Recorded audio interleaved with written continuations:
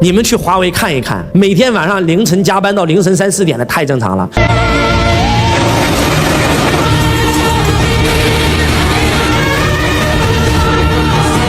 华为的员工在一起聚餐，来，我们先遥祝这个任总一杯，祝他老人家身体健康。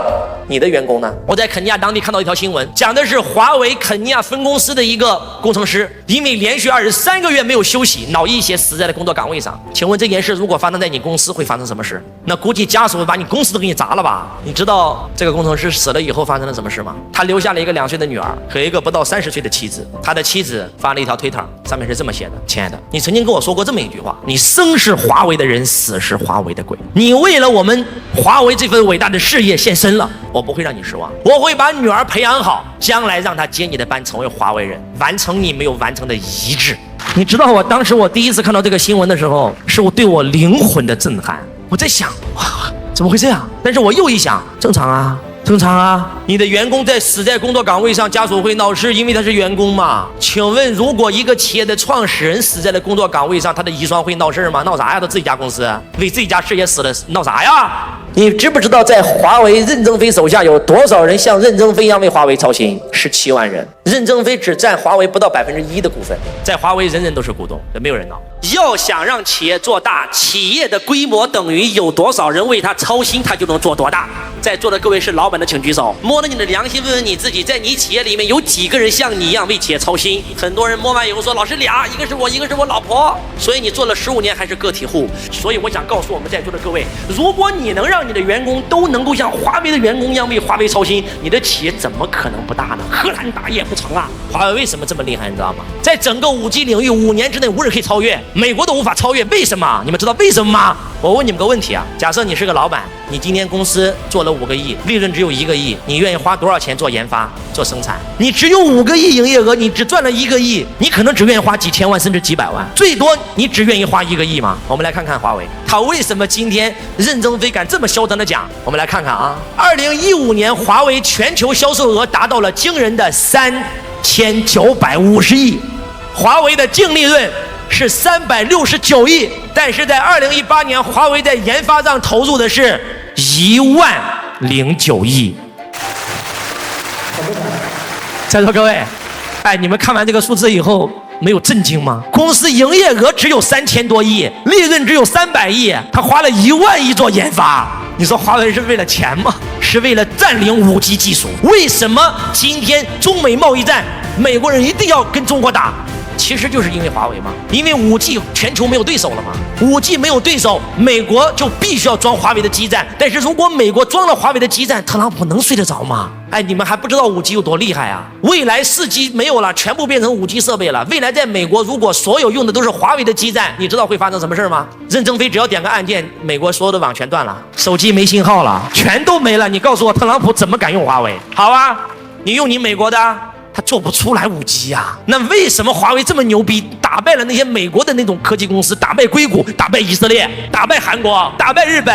因为他是这么花钱的，公司赚了300多亿，他拿1万亿投资，太狠了！那伟大的企业是这么干出来的，你知道吗？我们来看看任正非，企业刚刚盈利那一年，他1年的产值是40个亿，终于赚钱了，40个亿去到美国，看到 IBM 这家公司从蓝色巨人破产，因为郭士纳的加入再次崛起，成为全球最顶尖的 IBM 公司，咨询公司一转型，做大型设备变成做咨询。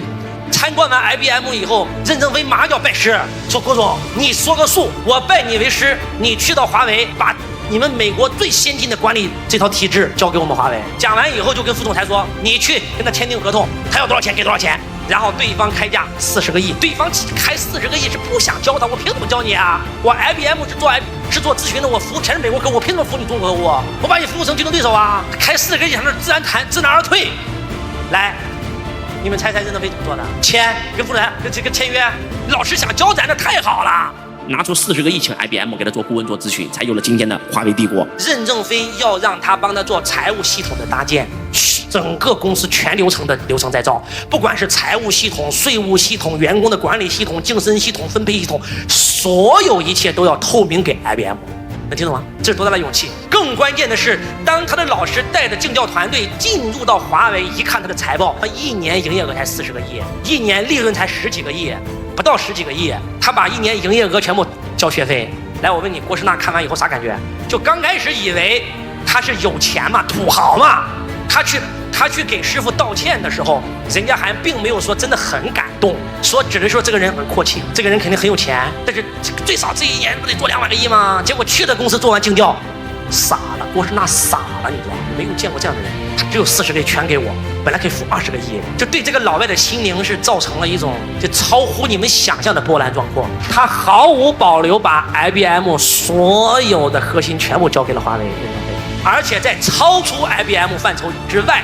因为郭士纳本身就是临危受命啊，所以他这40亿不是付给我老郭的，是付给 IBM 的。按照正常来讲，我把我 IBM 的所有体制全部复制给你华为，已经够好了，对不对？但是老郭除了把 IBM 的所有一切全部复制给华为，还把自己此生做的所有的方案、所有的方法、所有的道、所有的核心，就在 IBM 方案之上又给了一个个人方案，能听懂吗？现在你们知道为什么华为能够用不到30年超越那些美国几百年的公司了吗？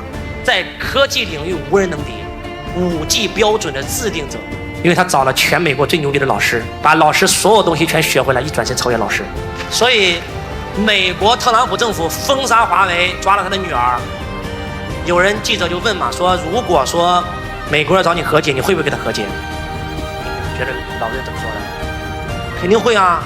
美国是我的老师啊，我的财富不应该属于我，应该属于全人类啊！如果我不跟他和解，他搞2个5G 标准，对于全球通信来讲，那是多大的损失？那整个人类的损失啊！就一个人已经站到了山顶，他看到的风光跟你在山脚下看到的风光是完全不一样的。大家能理解吗？我是去华为游学，深度跟华为的几个总裁在交流，就讲这段的时候都给我讲哭了，杨老师都讲哭了。你们知道那个郭士纳他是美国总统的老师啊，他不是把华为当成一个企业在做咨询，你能听懂吗？他把华为当成一个国家在做咨询，他不是把任正非当成一个企业老板给方案，他是把他当成总统给的方案，你能听懂吗？所有的预案全部给完了，所以当美国让加拿大把孟晚舟抓起来的时候，正常来讲，你们公司的 CFO 被抓了，就一般这个公司就乱套了吧？来，请问华为乱了没有？记者采访任正非说：“现在是不是到了华为最危险的时候？”任正非说：“没有啊，这是我们华为最好的时候啊！怎么最好的时候啊？哎呀，在没有这场危机之前，我们都懈怠了。美国人以为抓了我们家一个人，我们的公司就垮了，开什么玩笑？不会，我女儿现在状态非常好。我们前2天还邮件通邮件，就他们为什么能够如此淡定？20年前就已经做过预案了，太狠了！那伟大的企业是这么干出来的，你知道吗？很多人都在问周老师到底是教什么的？其实这一路走来，我想教给大家不仅是企业经营管理和财富的多少。更重要的是想教会大家如何体验人生，感受生命的乐观积极的态度。我以身作则，用自己学习的态度和努力的姿势，感染着每一个心怀梦想的人，用我自身的亲身经历告诉大家，普通人也是可以逆袭走向成功的。那如何追随周老师学习呢？周老师有一个1块钱4天的微课，这4天的课程讲什么呢？讲财商智慧，讲创业，讲如何应对当下的危机，讲如何直播，讲如何抓住当下最新的赚钱趋势跟风口，只需要1块钱，你买了咱就链接上了，你未来有机会来到我的现场听我讲课，甚至成为我的学生。但是如果说你不买，咱就失之交臂了。1块钱，让周老师带着你一起实现财富自由，好不好？点击下方链接，一起报名，跟周老师一起学习吧。